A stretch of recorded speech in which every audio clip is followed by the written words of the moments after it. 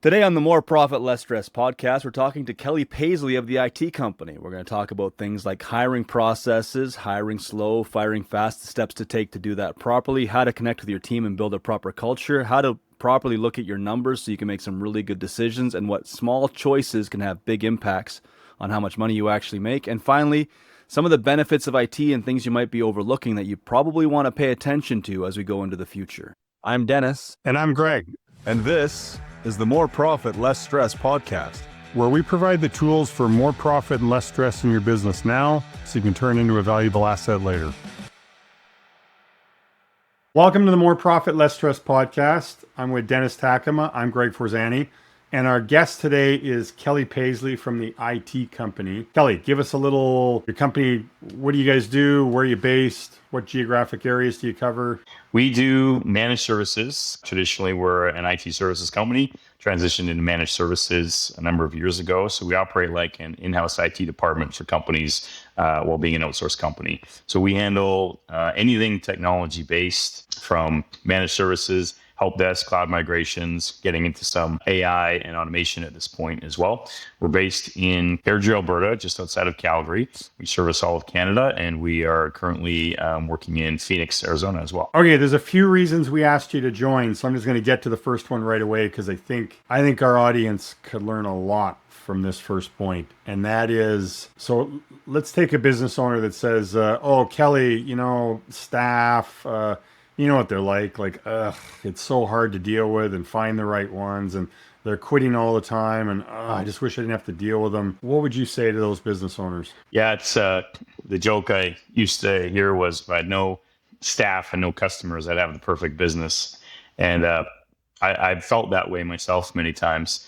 I think with hiring, a lot of times as a business, we start growing really quickly, and we're like, we need new people. And so you rush out and just hire whoever you can. And sometimes you get that unicorn who becomes, your secondhand man, and you can dump everything off. But oftentimes doing it that way results in an employee who doesn't last or doesn't work out very well. And that can be really discouraging, because now when that is over, now instead of working 16 hours a day, you're working like 18 hours a day to try and make up for that, Right. that employee that you had's no longer there. That changed a lot for us, though, once we adopted the process that you taught us, Greg, which is part of your program. And to summarize that process, to boil that down, to me, it was making it as difficult as possible for somebody to get a job with you. And I know that obstacle might sound course counterintuitive, but yeah, when you take that approach, what happens is you're able to isolate the employees or the candidates who are just looking for that next paycheck. They're just looking for a temporary job, versus the ones who actually want to work for you. Like, they get it. They see your vision. They see the passion that you have for your business, and they want to be a part of that journey. And so when we started adopting that route and making it very challenging for someone to get a job with us, we noticed a shift in our culture. Now, having said that, we had a couple of really great staff before that we just lucked out on. We did the traditional hiring process, they worked out, but we've had some really bad staff as well. And so that, if you have a bad person in your organization, that toxicity spreads, and it gets to a point where your other staff, the good ones, don't even want to work there anymore, because you're putting up with that poor staff member, which you should fire really fast. By the way, if they're not working out well for you, just fire them as soon as possible. Hire slow, fire fast. But yeah, so once we did that, we started incorporating this new culture in the company that it changed so much for us. And my staff loves working there so much, in fact, that they oftentimes have their friends asking if they can get a job with my company. And a lot of times these friends they're willing to take pay cuts from jobs that they have just so that they can get a position with us. That's just a testament to, now my staff is talking about, they're not going home going, well, maybe they are going home and complaining about the boss. I don't know, but at least not to the degree where they're looking for other jobs. They're talking highly enough about the position that their friends are like, that sounds great. Like, I would love an opportunity to come work there. So, I've got a list now, a Rolodex now of candidates who I know want to work for us. And that makes my life a lot easier too, because now I don't have to necessarily do the general job listing. I can pull from this list of people that we've already vetted and that we know are going to work out as employees. Boy, maybe that's a really good litmus test for people is if you have a great hiring process. So if I'm hearing you right, it's attracting, putting an obstacle course in place, hiring, and then training and supporting the right people. Then the culture shifts. It becomes one that people want to work at. And your litmus test is, do you then have a lineup at the door of people that want to work in your company? Because they see this and hear this from, the world. Yeah, that's a great litmus test for any business. Like if you don't have a lineup at the door of people that want to work for you, maybe your hiring process isn't as good as you think it is. That's that's good. It was pretty incredible to me the first time we did this process.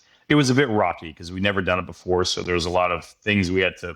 And it wasn't because the process was bad. It was just us trying to adapt our mentality to using this process because it was so foreign that I skipped some steps, right? And I shortcutted a few steps because, I don't think that's that important. And so we were able to find some decent employees. But when we kept doing it in the second round and the third round, and once I got that process dialed in, I was able to delegate that to my key staff to the degree of I really didn't even involve myself in the last round of hiring that we did. I gave it to them and I said, I trust your judgment, just follow this process. And even they were skeptical when they were like, really, like all of these steps? And I said, just trust me, do the process. And so they did it. And part of it is there's a group interview that happens. And we had like literally every single person that came to that group interview, and I think there was 8 or 9 in total, when they left, would not stop complimenting what a awesome process it was for them as the candidates. Cool. To be part of it. And they're like, we've never experienced anything like this before. This was so unique and it was so great. And it was just, it took the stress off them too, I think, for as like sitting in that interview. And so from that, we had our list of like, here's our top 3. We hired 1, but then we had the second and third that we were like, if that number 1 wasn't here, we would have hired them. So the next time we wanted to hire, we just reached out to number 2 and said, hey, if you're still looking, we have a position that opened up. And guess what? They're like, yes, I'm looking. I can start on Monday. And so, putting in that time for that first process actually shortcutted the next time that we had to hire somebody. Beautiful. And I remember this because when you got your team to do that hiring process, you were actually in the U.S. beginning your expansion there. So you weren't even around. That's correct. You were out. Yeah. You were out creating a new territory for your company while your team was hiring the staff you needed to. I mean, that's the opposite of, Kelly, staff, like, they're so hard to deal with. That's the total opposite. I used to dread it, just the generic job posting that you put on LinkedIn or Monster, or wherever, and then you get 1,000 emails. Well, I think anybody who's ever hired knows that 975 of those emails are just generic, like no qualifications whatsoever. Just somebody saw a job posting and hit apply. They did not even read the job posting, what it was about. And so this process filtered all of that out. So now instead of 975 emails to go through, it's like 25 candidates that I go through. And from there, you can boil it down and refine who you're looking for. Well, and sometimes I wonder if some of these hiring agencies where you put your resume up, they just throw candidates at you to make you feel like they're doing something. Like it's always so hard to know what's coming in for value. But I think in the process too, like I've told people that that the clients I teach them isn't actually a hiring process. It's a deselection process. I'm trying to get the people that aren't going to be a fit, that don't know that they're not going to be a fit, to just basically get lost. I'm casting a big net. I want as many fish to slip through as possible. I only want the right ones that are going to be the right fit to actually come in.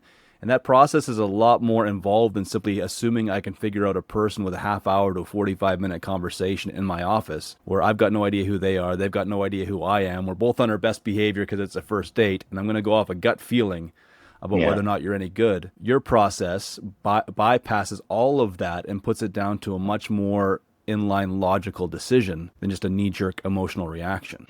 And you can get trained on how to interview well. Like there are coaches out there that will teach you here's how to nail that interview. When you how to write a resume. This process, they can get all the training in the world, but it's so unique that all goes out the window. And now you know you're dealing with the real person, the actual person that you're going to hire. Meaning you're not hiring someone that's been trained to fill out a resume really good and do a one-on-one interview really good, because nowhere in the job description does it say you need to fill out a resume really good and do a one-on-one interview really good. Like, that's not what you're hiring for.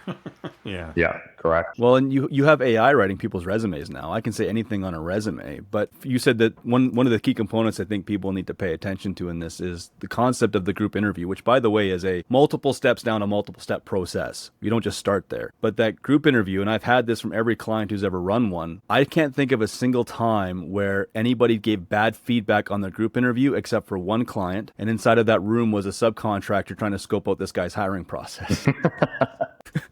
And he was the only guy that didn't like the hiring process. Everybody else, genuinely, if you watch their body language, really enjoyed it, because I think even for the candidate that's applying, it forces them to drop the act that they're putting on, and they get to be genuine too. Yeah. 100%. 100%. I'm just gonna say, as a guy, I like a challenge, and to know that I made it through your hiring process and I actually got accepted by you means I actually earned the job. Yeah. You didn't just hand me something. So I'm there because I earned it. I'm there because I worked through it. I did the process. I deserve to be here. And everybody that works for you all went through the same process. So there's a camaraderie, I would assume, that gets created because everybody had to do the same hard thing to get to the final result. Yeah. It was funny. I was in the grocery store. So the city I live in it's like 90,000 people. So you often see people that you know. And one of the candidates, I had met him before at another place, and then he came in for the interview. So he was really high on the list. We ended up not hiring him, and I saw him in the grocery store. This is like 6 months later, and he's like, right away, he's like, "Hey, Kelly," he's like, "Hey, just wondering, like, when are you guys hiring next? Because I just really love that process. I really love to work for you guys, and just keep me in mind. Like, if you're gonna hire again, just please give me a call." So I mean, it really resonated with him, and it really sat with him to the point where he's still thinking about it 6 months later. Not pissed off or bitter at you that you didn't hire him. Not at all. Right? No, not at all. That's cool. Huge, man. So how has this impacted, like, a lot of business owners would say, like, I can't keep staff, right? Like, my staff turnover is, the average staff stays a month or 3 months or 6 months, or what are you noticing from this? I had pretty good staff retention before, but that really is because, we were much smaller then. And I'm not saying that smaller companies have less turnover, just we were lucky enough to find 2 really good staff, and they stuck with us, and we've given them the opportunities to grow. And so that's helped retain them as well. I think I've noticed it mostly I have the confidence that my staff isn't out there looking for other jobs. And I have the confidence that if they're getting other offers somewhere, they're really giving that. They're not like, oh, like, this is great money over here. They see the value in working for me and working with me. In the past, I'd always be worried, like, what if they go find a job somewhere else, or how do Yeah. But that's gone, because I just have the confidence that they want to work with me. And so I think that's the change. So I do predict that the staff retention is going to increase significantly. But that's part, like, there's that part of it, creating the culture, but there's also a lot of other things that you also have helped with, Greg, in the program, of like what else you can do with your staff to keep them once you've got them. Like, what other things can you do to retain them, right? Let's talk about that, because you used the word culture, and that was my next question. You just actually asked yourself the question. But A, how important is culture? And then B, what are some things you're doing to foster that culture, to make that culture so good? Because I know your team's culture is amazing. So it is so important, especially for me being in a service industry, because that culture transcends my office and goes into my customers' offices as well. I've always been a people over profits kind of guy. The relationship is worth way more to me than the money. Don't get me wrong. I like money, but I really value the relationships that I build, and I view my staff really as like family. Like, we're on a softball team together. They invited me to join their softball team, which I was so honored that they did that. But we really are friendly with each other. So that culture is so important, because not only does it just make it easier for everybody in the office to get along, and work together, but that also migrates over to your customers. And in my case, in IT, it's such an intimate relationship. It's probably the most intimate relationship that you're going to have with a vendor, because we have access to everything. Like absolutely everything in your network, we have access to. So there's a lot of trust that needs to happen in a situation like that.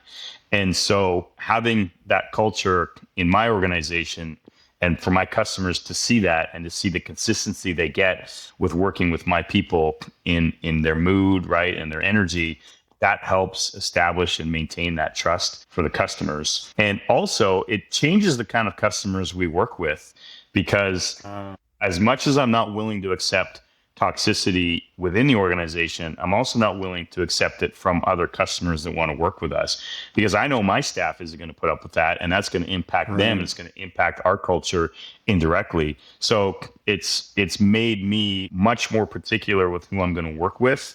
And you spot those little red flags when you're going through the sales process with a customer of maybe I don't want to have to deal with this on an ongoing basis. So it has this like snowball effect where the staff gets better, and then the customers get better, and then in turn the staff gets even better because they want to work more with the customers, and it works out very well. Synergistic. Yes. Right? It's a synergy. Yeah. Kelly, that's a really good thing. I want to circle back to what you just said, and I think there's a diamond in the rough nugget there. You've set up a culture where your team trusts you, and if you make the decision to bring on a bad customers because that's your department to get new customers, and it's bad, and you put your team in a bad situation where they got to deal with this bad customer that's abusive or whatever, then their trust in you goes away, and then they don't want to be there. It affects everything. So it's a really powerful point. Well, and you had so you had asked the question of what I do to help build the culture, and that's a part of it. Part of it is you need to be consistent, and your staff needs to know that you have their back and that they can trust that you have their back. And so I make it a point where if one of my customers calls and they're mad about something, one of my staff made a mistake of some kind, I will never throw my staff under the bus. I will 100% of the time take that call from the customer and say, that's my fault, Mr. Customer. I missed the process or whatever. I didn't train properly, whatever it is. I'll handle it for you. That's on me. And my staff knows that I'll do that. They know that I will never point the finger and say, Joey did this or Sally did that, and it's her fault. I will always take accountability. And this is something else that you taught us, Greg, was attack the process, not the person, is really look into what can we change in this process to make sure that mistake never happen again. And sometimes it really just is negligence on the staff member's part. They didn't follow the process, but that's an opportunity to take them aside and talk to them and say, Johnny, this happened, like just not like you. Like, what happened, man? Like what went wrong with that? And in either case, they know that I'm not just going to come at them and start swearing and yelling and pounding my fist and telling them how bad they are at their job. And so that is a huge thing, I think, to build the culture and for them to build that trust in me as a leader that I'm consistently going to have their back that way. And we've had customers too that I had some apprehensions with some customers where in the sales meeting I was like, this guy just doesn't seem like a good dude, But you bring it back to the staff and they're like, hey, I think it would be nice to have the revenue. We need a little bit more work to keep the staff busy. So let's go ahead with that customer. And so, okay, we'll go ahead with the customer. And in this particular case, it was like 2 months in, I could see the emails that this person was sending to my staff. I could hear the phone calls that he was making, and it was very verbally abusive. And I said, that's it. We're done with him. We're offboarding that guy as soon as possible. And I think they really appreciate that too, that I'm coming to their defense that way. And I'm saying, look, nobody's going to treat my staff that way because I value you so much that money that's coming in is not worth the mental anguish and that you're going through by having some guy yell at you because he's in a bad mood that day. And so those things I think are really important to build that culture within the company. Well, you're leading from the front. Love it. Right? You're not demanding that somebody else take the fire for you. That's right. You're willing to stand there and take it. And I think that's for a lot of people, they're not used to that kind of an environment. I know go back to kids for a second. You let a kid get away with a lie once, or you punish them too much for telling the truth. Next thing you know, they don't want to be honest with you because they don't want the consequence. Yeah. of honesty, where for you on the other side of it, it sounds like with the honesty is there and the value is there, we can always fix the problem. I can't fix a lie. I can't fix a lack of integrity, but I can fix a problem and I'll have your back while I fix it. Let's just do this together. It's a completely different culture than I think most people are used to, where they feel like the analogy of the boss makes a dollar, I make a dime, so I'm going to shit on company time. It's more about we're in this together. Let's doing it together. Let's keep going forward. And you touched on something else there about the boss makes a dollar and I make a dime. That's another way that I build the culture in the company is I'm very transparent with them of how we make money as a company. And again, something else that you guys showed us in the program is really, taking the financials, which is something that I did a poor job of understanding before I joined the program, and I'm much better at now. But relaying that to the staff, because I think it's very common for staff members to go, oh, well, you're charging $100 an hour for the service. You're paying me $20 an hour. That means I'm doing all the work and you're getting $80 an hour to sit there and do nothing.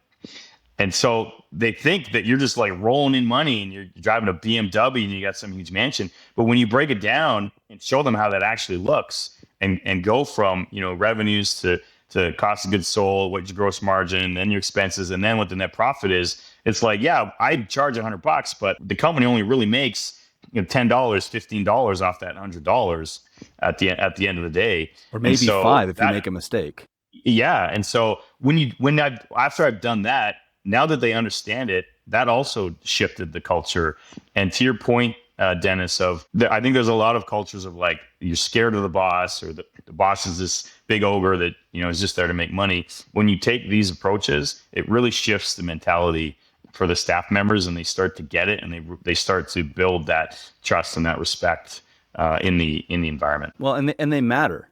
Like, your staff members start to matter and they realize they matter. And I think they understand that everything they're doing is actually pushing a purpose and not just a process. And I think there's so many things I could dive into this with you that we don't have the time for, that I really hope people that are listening to this are taking a step back and saying, what is the culture like at my business and how am I treating my staff? Because how you treat your staff is indicative of how big your business is going to grow. People that grow to 10, 15 staff and say, well, everything blew apart and I had to rebuild it all, I'm never growing again. Well, that's indicative of you as the leader, not so much the people that are working for you. How are you vetting? How are you finding? How are you connecting? What was the whole process, not just the one thing that set it off? I'll just make one more point. As years ago, before I was a business owner, I remember a colleague of mine invited me over to his place for dinner. So we're having dinner. And afterwards, we were drinking a scotch or two. And he said, you cannot be a business owner without being an asshole. And I said, I don't think that's true. And he said, nope, 100%. Every business owner I know is an asshole. Like, it just, you can't do it without it. And it was in that moment that I said, if I ever become a business owner, I'm going to make sure that I'm not being called an asshole by my staff. Sorry, I hope I'm not swearing too much on your podcast. No, it's good. It's all good. To do that. And so it's meant that growing the business has been a little bit slower because I do care more about the relationships and the profits, but it's also very stable. I mean, like, my staff retention is great. We have a 99% client retention rate, which is also pretty amazing. So all of those things come in time, and it's just a very low stress, positive environment to boot. Well, and awesome. I think one of the comments on it's a slower process. I made this comment to someone the other day. I said, there's only a couple things in life that grow fast and they generally kill you. Actually, the slow processes are the things that keep you alive. You don't want things in your life that grow too fast. You'll grow them. So like the pace upon which you're doing it, the foundation's there. You're going about it the right way. Yeah, it's slower, and I might not be able to get to the finish line in 2 days. It might take me 2 years. But when I do get there, it's not going to fall apart on me. Yep, definitely. Hey, let's go back to, you said something a few minutes ago, you, the business owner, a few years ago, something to the effect of didn't do a good job of watching your numbers. So what would you say to a business owner that's in your situation a few years ago that's not doing that well? Because anyway, we'll keep going on the subject. As a business owner, you must understand your numbers in order to make good decisions and in order to keep yourself out of cash flow issues. I used to struggle a lot with cash flow. Am I going to make payroll? Are we going to be able to pay these bills this month? And then we started with your program, and I think within 60 days, all those cash flow issues turned around, and I haven't had them since. Well, that's not true. I have had them recently, and I'll tell you why. Because I stopped paying attention to the numbers about 6 months ago, where there was just a lot going on in the business, and I was like, oh, everything's fine, it's stable, I don't think I have to worry about it now. It's been great for so long, and so I stopped paying as close of attention to the numbers as I used to, meaning that I wasn't like digging into things each month, and so and this, Greg, because we had a call about it, where my gross margins dropped by about 10%, and that happened for about 6 months in a row, and I didn't really pay attention to it until around the 6th month, when I thought this would have resolved itself by now. Like, why is this still happening? And so I started digging into it. And between everything that you and I have done to dig into that, and I spent, I think, 5 days of my time, like 5 full work days of my time, digging in and trying to figure out where it was, because I had 6 months of numbers to go through. I ended up finding $33,000 in revenue that we did not charge for, that we could have charged for. But it's too late now to go back for some of those. Just the way the service is, I can't go back now and collect from the customers. But had I watched those numbers and not missed that first month, I would have caught the problem right then and there, and lost maybe $2,500, $3,000, whatever it is, instead of 33 grand in revenue. And that's money that could be in my bank account right now. And so it's stressful and it's frustrating to look at that and think of what could I be doing with that extra cash in the bank account right now. Yeah. So it's so important to pay attention to those numbers, and it can be very intimidating, but I think just starting, like, the more you do it, the easier it gets. And I think for me, it was intimidating because I thought, well, I have to understand every number, and I have to understand what an asset test ratio is, and I have to understand, like, all of these numbers that I would see in major company financial reports. I don't have to understand all of those. I need to understand the basics of, like, what's revenue, gross margin, expenses, net profit. Those are kind of the basics to start at. And once you get an understanding of those, and just watching, like, you're really just looking for improvement, or if it's a decline, then you want to investigate that. It becomes much less intimidating when you're breaking down those concepts. Yeah, understand the numbers, super important. A couple of things, like, for people that are listening to this, 10% doesn't feel like a big number. 10%, it's 10%. I'll give a 10% discount. I'll do this for 10%. I'll do that for 10%. People don't think of 10% as a big number, but you said 10% over 6 months compounded into $33,000. I think this is also where people go wrong, is they're not looking at those small transactions as a consequence of repetition over time.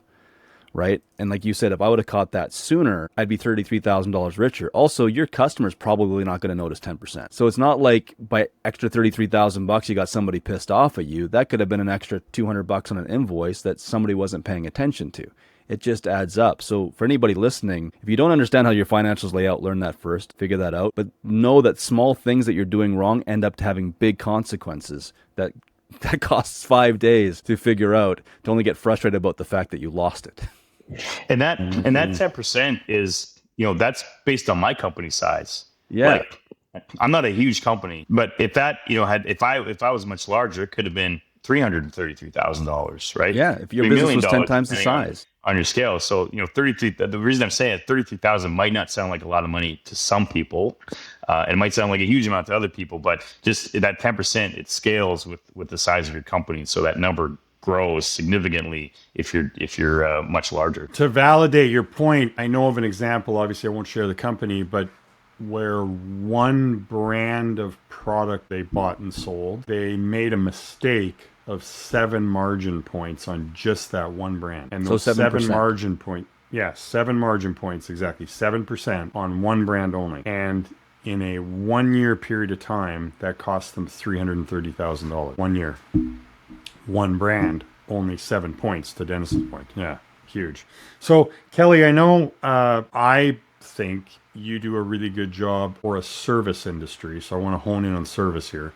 For a service industry, of really understanding your cost of goods when it comes to figuring out the price in your service. And what Dennis and I bump into a lot is somebody who's in a product business. It's easy to go, oh, I paid $50, I should sell it for $100, or whatever that looks like. But in a service business, I was just at an event yesterday it was all tradespeople. And I don't think anybody in that room probably understood how to price properly. They're all just taking the materials and, maybe adding 10% and then maybe taking the labor and maybe, adding 50% or like it's all over the map. What advice would you give to people? Because I know you do a deep dive on the details on the cost of goods for a service business. So maybe share some advice there because I think that's super important. I feel like most service businesses don't price appropriately. I think it's so natural to eat a lot of your time and discount a lot of your time when you're doing a job, usually because it wasn't priced properly to begin with. And things happen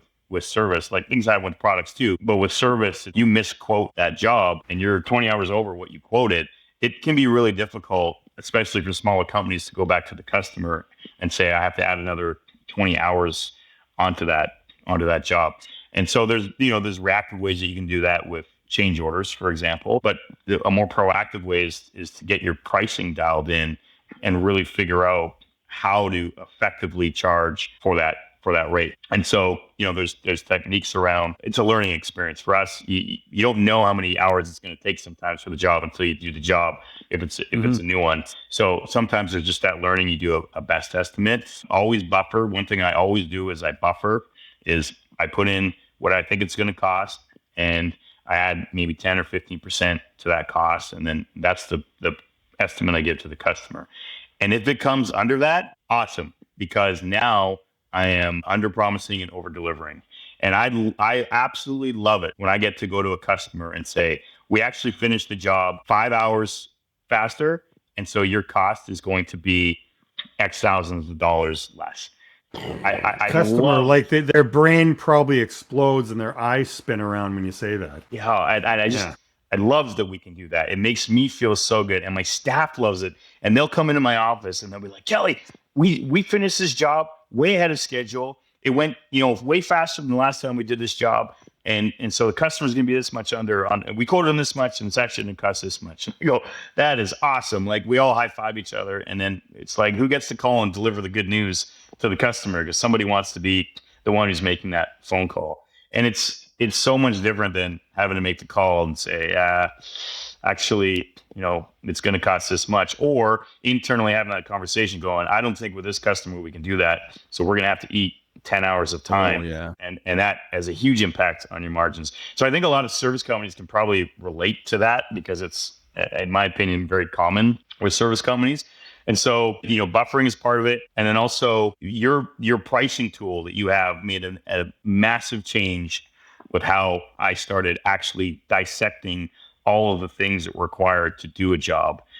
Because a lot of things get forgotten. It's not just the technician's time to go do that job. It's like maybe there's some tools that you bought for the company that you're going to use for a number of jobs, but it's still a cost required to do that job. And so with the pricing tool, there's the ability to amortize that out over how many jobs you think you're going to do in a year. And then it divides it out. So it's a very minimal cost to the customer, but you do it times that by however many customers you have, 100.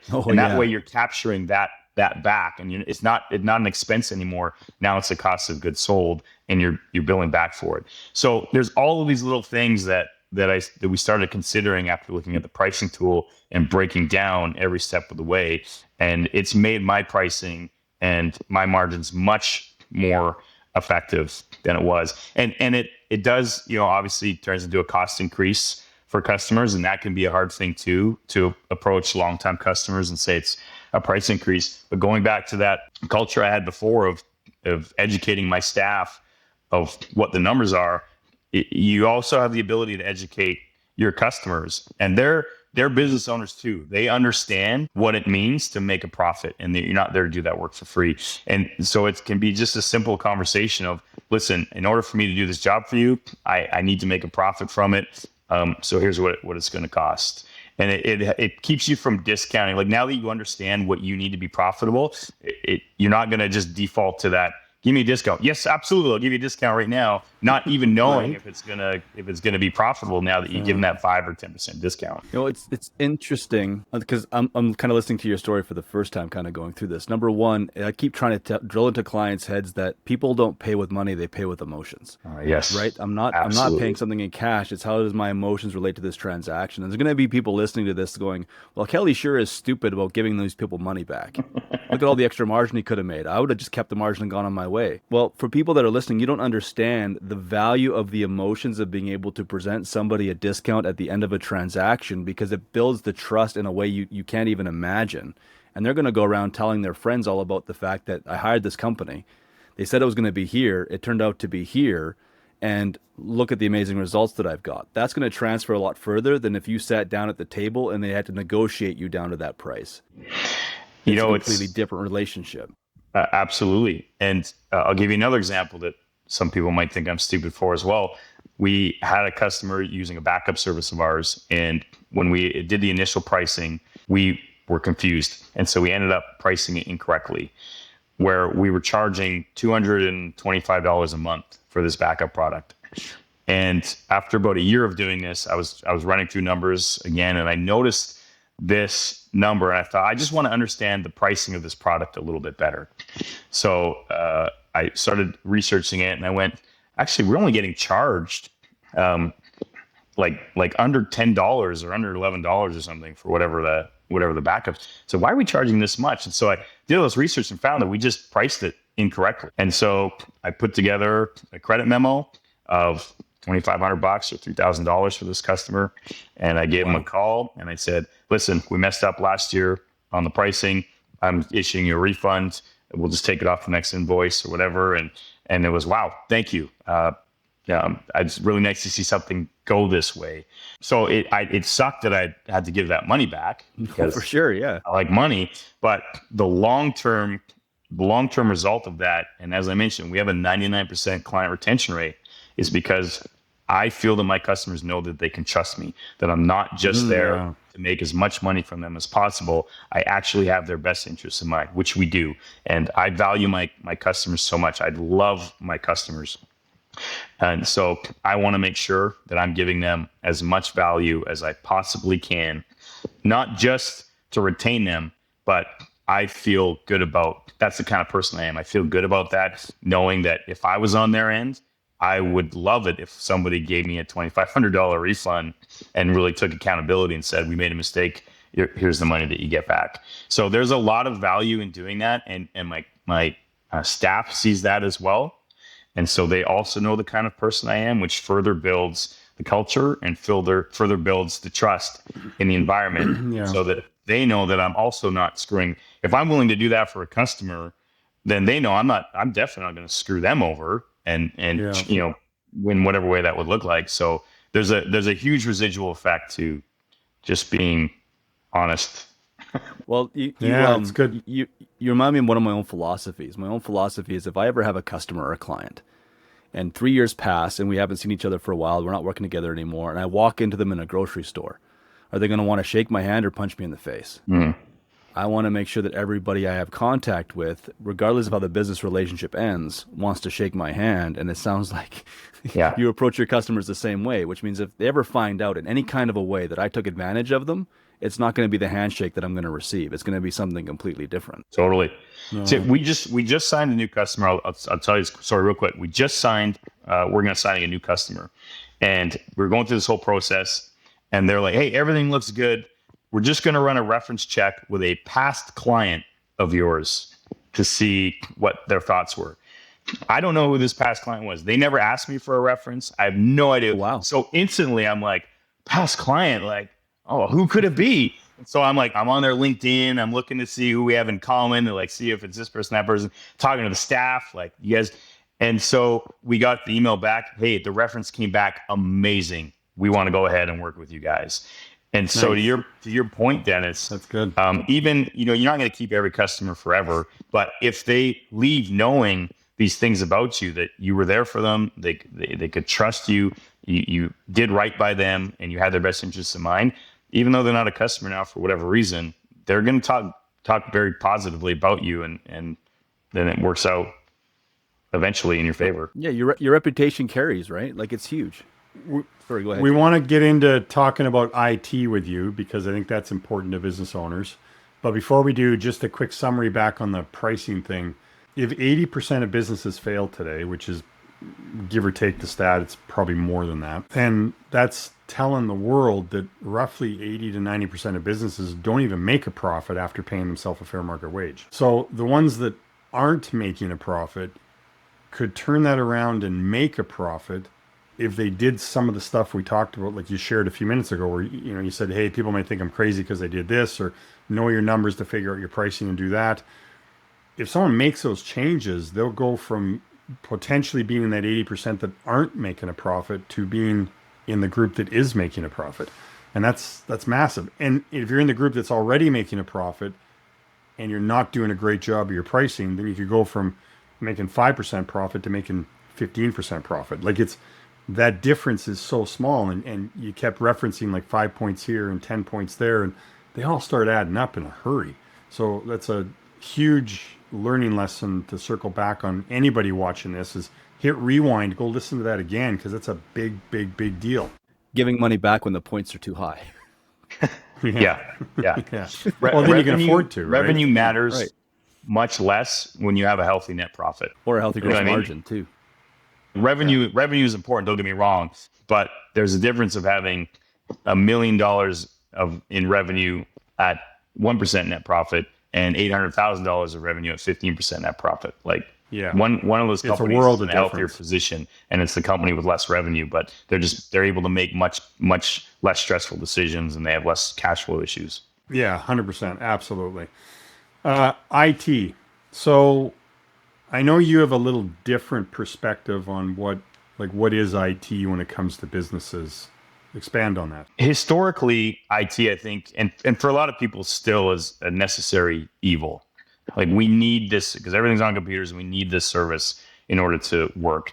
And our approach is much more strategic in that we feel that technology is there to help you achieve our why statement, which is finding time that you need. And so technology becomes a driver of the business, not a cost center. And being strategic around the decisions you make with technology really helps facilitate those goals that you have in the business of growth and expansion and scalability. And there's so much that we can do with technologies these days. And as everybody knows, AI, huge buzzword right now, like everybody's talking about it.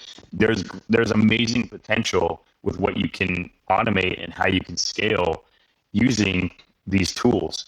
And so we approach our customers that way. Like, we're still there to do the traditional help desk and fix their issues as they come along. But we also are very proactive in that we see an issue happen one time, we're instantly going, okay, how do we make sure that issue doesn't happen a second time?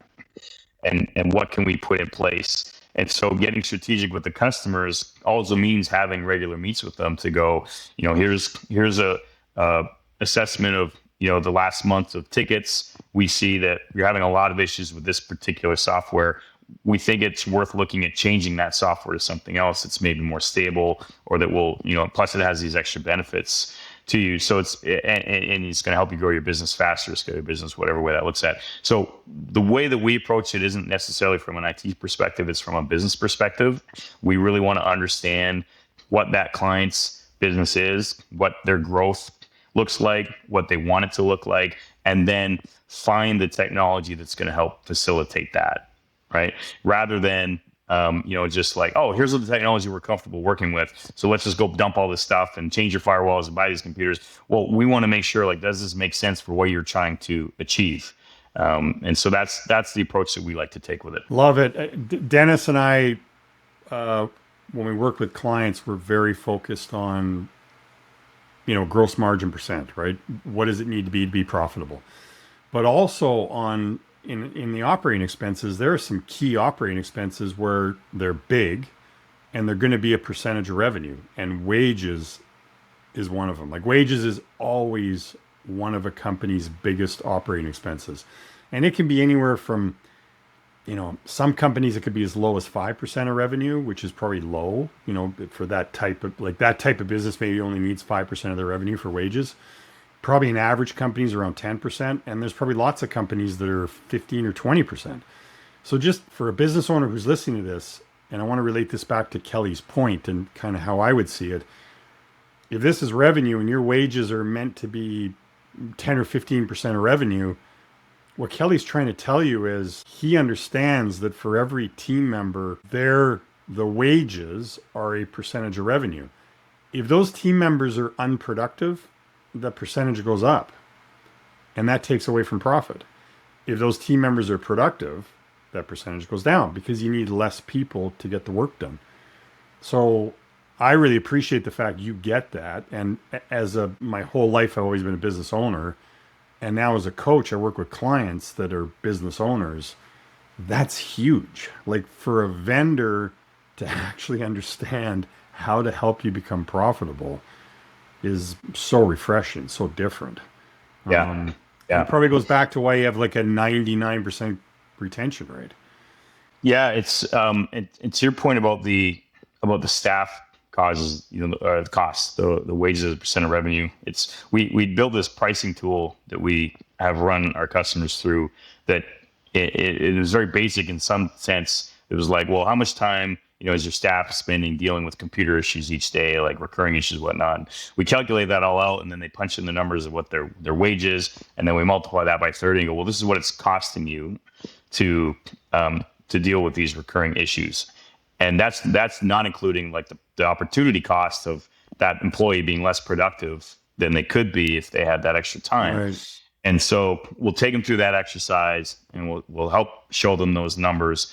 And so sometimes they get ethical. It's like, well, should I? That means we could fire staff. I'm not a advocate of that. I don't think you should look at it as a way of like using technology to get rid of staff, but how can you use it to augment staff and make them more efficient and more productive? Because then you can repurpose them into other areas of the business that are more revenue generating oriented.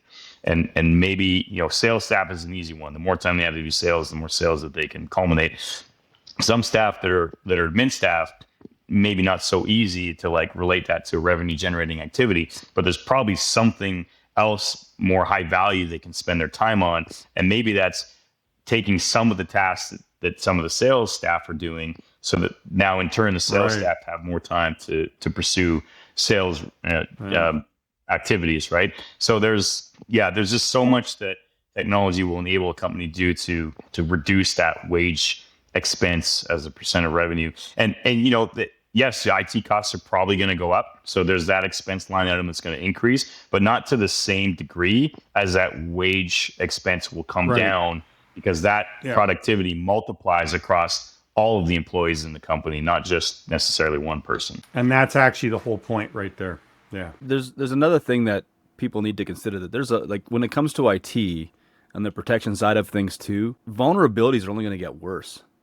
Like if my IT isn't under control, how easy is it for somebody to come in and take stuff that I have that's proprietary, or do stuff that messes up with systems, or somehow wreck software? Like something as simple as running a Google ad. I found this hilarious. You run an SEO campaign to bring up Google ads, and they got companies that are out there that will specifically click on your ad to run up your ad spend, so you blow your Google ad money just because. Or they'll have people that go out there that will put negative comments on your Facebook reels or your Instagram or your marketing to hamper your business. You think for a second, if they're going to do something for those simple tasks, they're not going to come at your business from a completely different angle if you're not IT prepared. Like that's, I think where you're at right now is there's an evolution in IT that's gone from, oh, that's kind of nice, I have antivirus software, to if I don't have an IT partner, then my expense lines are going to get a whole lot worse, because my company is going to get destroyed by somebody else who understands it a bit better than I do. Yeah. When I first started business, I was told by mentors, like, three things you need to have. You have to have a good accountant, you have to have a good lawyer, you have to have a good banker. Like those are a must-have for all the businesses. And as time went by, I added in IT person to that as well, because technology has just become more ubiquitous in everything that we do day in, day out. So you need somebody who can help advise you on on the decisions to make and how to stay secure, as you said, Dennis, because it's evolving so rapidly, right? Like it's every day there's something new and there's some new technology coming out, and the potential is for the good is there, but also the potential for it to be used for evil is there as well. So just having somebody a trusted advisor that can help you walk you through those decisions and help you make the strategic decisions.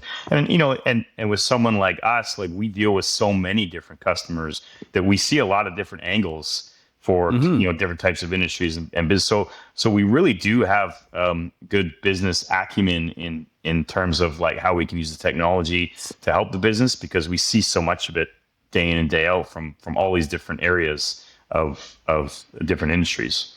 Well, and that's the other thing I don't think people fully understand. I might see the hacking problem for the first time in my life ever and think I'm an expert at this one thing that came at me. But if you're in a situation where your company spends all of its time handling all the different types of punches, it's more valuable for me to have that person in my corner than necessarily me trying to figure it out on my own. Yeah. No kidding. Kelly, 2 last questions before we wrap up. First one, if you're giving advice to a business owner who's, because we just talked about it's important to get an IT partner, like based on what Dennis just said, and I agree. What advice would you give a company looking to decide what IT partner to partner up with? Like what should they be looking for? Just like rushing the hiring process, don't rush that decision to find a good IT partner. The relationship, I think, is key. Like you need to know that you can trust this company. You need to know that the person that you're working with is trustworthy. So don't make the decision just on price. Absolutely not. And the reason for that is it's a saturated industry. There's no barrier to entry to start an IT company. And so somebody can be charging, $50 an hour, $60 an hour when the industry standard is $150 an hour. I'm going to use a phrase that someone I met recently taught me, which is it's expensive to be cheap. So when you're, if you hire a company that's half the rate, and most times business owners that I deal with, they don't understand IT. Like they don't know how to ask those right questions of like, what should I be looking for in what you do? And from a technical perspective, most IT people are pretty good. Like we're all doing things roughly the same way. There's little nuances here and there. Maybe I use different equipment than one of my competitors does. But from a technical perspective, we can all do things roughly the same way. But there's that other aspect of the personality and the relationship that you're building, which in my opinion is super, super important, because it's such an intimate relationship. You need to know that you can trust this person who's doing the IT for you, right? And so I think just spending a lot of time due diligence, get references, talk to existing customers. When I get asked for a reference, I give customers, but I tell my customers, I call them up, say, hey, so-and-so wants a reference. Say, don't just tell them the good things, tell them the bad things as well, because we're not perfect. We're going to make mistakes. But what I'm hoping will happen there is that my customers will say, this thing happened one time, but they took accountability for it. They took responsibility for it. They absorbed that cost for whatever reason it was, or they did X, Y, Z to fix that issue. Because that's how I know that reference calling is going to get the full story and the true story of how that relationship is going to go. So, get those references, find out various things. How long have you been in business? How many staff do you have? If you're a larger company and you're looking at working with a one-man shop because the cost is much lower, your cost will be lower, but it's not sustainable for that person who's only got one staff member. So I'm not saying don't hire them, and say start asking questions like, what are your growth plans? How are you going to expand? If capacity for you increases, how are you going to manage that? And because there are many IT providers out there that don't want to have staff. They just want to do everything by themselves, and they'll say yes, and they'll take on so much. And then now the customer's calling us going, yeah, he's great. Like he's awesome. I love the guy, but he's only available Friday nights at 6 p.m. because he's so busy with other stuff. Or we call him and we don't get a call back for 3 or 4 days. So, look at those little nuances of how the business is going to run and ask those questions before you make a decision to do business with that company. Good advice. My last question, same question. And I ask this because I know you've been through a number or a variety of, we'll say, business coaching programs. What advice would you give a business owner who's considering looking at getting into a business coaching program or working with a coaching program? Because you've experienced a number of them. I think that I've been through a journey of business coaches, and each business coach was the right fit for the right time. So I think really understand what it is that you need the most help with and use that to help select your business coach. And so there was a time in my life where my perspective was just really skewed and really negative. And at that time, I just needed a business coach who was gonna like pat me on the back and it's gonna be okay, Kelly. And here's a book to go read, and here's some, here's the motivational Monday quote for the day. And it worked really well for the time. And that's what I needed at the time. As things expanded though, and I kept working with coaches with that approach, I didn't want it anymore because I had the right mindset. Now I'm like, well, just tell me like what I need to do to go to the next step for the business. And there was a lot of, well, what do you think you should do? And here's this book to go read, and go read that, and then come back to me next week and let me know what. And I'm like, just tell me. Like I failed enough in my life, and I know I fail a lot, but I don't want to keep doing. I want to minimize the impact of those failures. So just give me what the best, right? But the reality with a lot of those business coaches was that they were business coaches, but they had never run a business. This was their first business. So they're also trying to figure this out as they go along. What I really loved about when we started working with you was my main priority at that point was cash flow. As I said, it was the numbers. It was like increasing revenues, getting the margins up. I didn't know that was the issue. I just knew that I was struggling financially. But your approach is so numbers based, and it's so in your face of like, not in a rude way, it's just in your face of like, here's what you need to do. Like, I've done this before. Here's my experience. I know what it is that you need to do. So, here it is. I've laid it out for you in this program. And that's exactly what we needed for the growth stage that we were at. And it's really what has taken us to where we're at, and what's going to continue to take us to, a much higher growth than we've ever experienced. So long story short, my advice is just like figure out what you need at the time, and then find the right coach who's gonna give you what you need at that time. So then one thing on that, nice. This is an area where I think people get frustrated, intimidated, gun shy, overwhelmed, whatever. When you start talking numbers, that's usually where most people go, well, that's not sexy. I don't want to go and play there. But you're saying, well, the foundation of everything has been the numbers. So what do you say to people who think it's either too intimidating, too scary, too not me? I don't need this. My accountant's got it. My bookkeeper's under control. I don't need to look at my number stuff. It's something else. What would you say to those people who are in that stage? You absolutely need to know the numbers. Like I can't stress that enough. If you look there, let me put it this way. We've all worked in industries before, and we've all seen that in those industries, there's at least one person who's really bad at their job, right? Whether it's a doctor or a lawyer or an accountant, not just because they have that designation doesn't mean they're good at what they do and they're good at that job. So it behooves you as a business owner to have some level of understanding of what's going on. Just like if I go to a doctor, I need to understand my body enough to know if that doctor knows what the heck he's talking about, or if he's just applying some generic prescription to me, right? Same with an accountant. I need to understand my numbers enough to know if my accountant knows what they're doing. Because just like I talked about, you need to build that trust. And so that was super helpful for me, again, with you guys, is now that I understood the numbers, it also helped me understand it in a different way than what my accountants had been telling me. And so now I know enough to like question what I'm being told and to look at it at a different way. So you have to understand those things about your business, whether it's the hiring process or the numbers or the building the culture. Like if you don't understand those things and you're relying on someone else to do, they may be giving you the right advice. They may not, right? So it's in all walks of life. The more you know about those situations, the more it's going to benefit you. So as a wrap up, because we're out of time, Kelly, thank you very much. On behalf of the listeners, I believe they got some great nuggets out of that, some great advice. And it's funny because yesterday I was at an event and someone said, "Oh my gosh, I watched your podcast the other day and it made me go home, look at all these numbers, think about things differently." And she's like, "I was up all night. I was talking to my husband. He couldn't sleep. I couldn't sleep." So that's why we do this, right? Because it's a chance for you to share your story, your journey, and hopefully spark others to, maybe get on a more exciting, more profitable path. So thank you very much. We appreciate it. Thanks for having me. And I hope everybody learned a lot. Thanks for listening to the More Profit, Less Stress podcast.